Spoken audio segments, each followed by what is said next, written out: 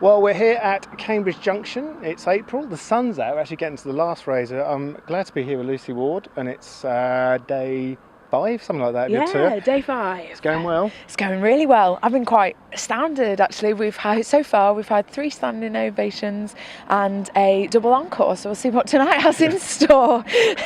Well, that's not a surprise, really. I mean, that album was, really well received across the board, critically and the public.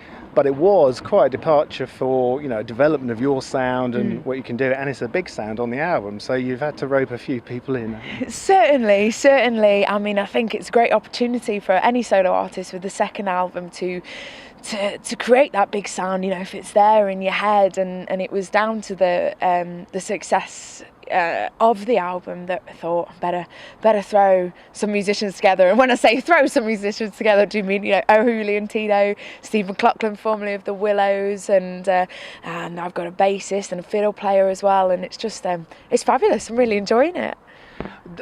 Where did the album come from? I mean, the writing process must have been quite a long affair, or did it all come out quite quickly? Well, I think the second album was the album I wanted to make the first time, but didn't have the knowledge of what to say to Stu, Hannah, who produced both of my records, what to do, how to get there. And I think it was about being that little bit older, a bit more down the line, that I had the confidence to take the time to write this record. Some of the songs were songs that were written even before Adelphi, that had just been mashing for years, and then some new stuff to fill in once the vibe of the album started to create. I mean, it took us 9 months to make the record, and that's from in the studio, and so writing before then. And yeah, it was a very different sound, and I was very conscious about whether this would be the right decision for me at that point in my career. And then I decided you can only put out the album you've written, and that's what it was. And I was really chuffed with how many people saw it as a progression and not a departure. Yeah, true. I mean, did you have in mind then the sound you wanted? Certainly, but I'm not very good at the technical word, you see. I sort of walked in the studio. How did you describe it? Epic and big, and that bit needs to be smooth. And we'd had the cellist and the bass player, 2 young people that I'd met at a gig actually, and happened to find out that they were musicians. Like, come play on the record, it'll be awesome.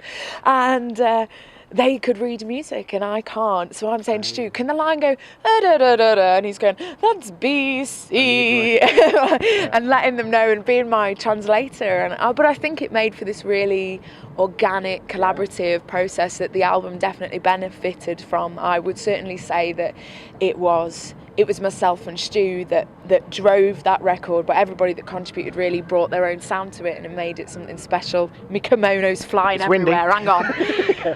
Keep myself down. It's right here. Hopefully that won't happen on stage. No. Then, so yeah, you've made a fantastic record with the sound that you wanted. Then you've got to get it on stage. Certainly, and that was a daunting experience. For 5 years now I've been treading the boards professionally, going up and down the country at folk clubs, festivals, and had a fabulous time, just on my own. So it was a very new experience for me, taking a band with me. But I think I'm known for being a big personality perhaps, and having a bit of banter about me, and that's been a fabulous thing to have.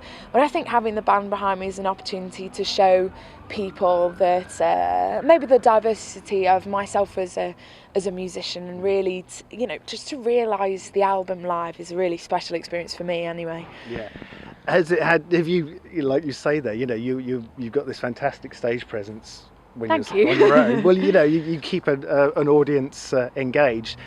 Have you found you've had to change a bit? Have you had to be a little bit more serious? Or? Well, that was my worry. I was thinking, I need to talk less. I need to take liberties. Yeah. If I went wrong in a gig, I could make a big thing of it, start, laugh, respond to the moment. And I was concerned that with a band, could I do that?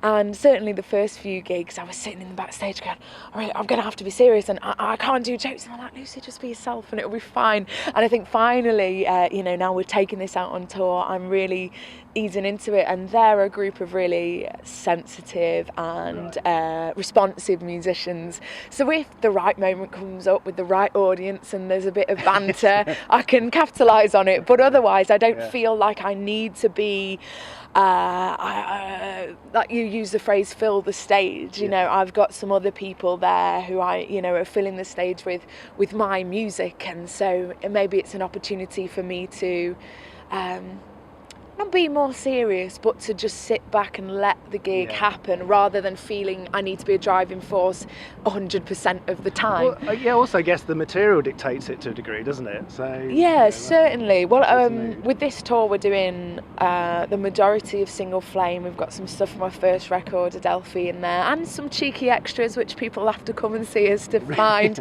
But I think and I hope, and what has been the comments so far from the audience, is that it's an incredibly varied set.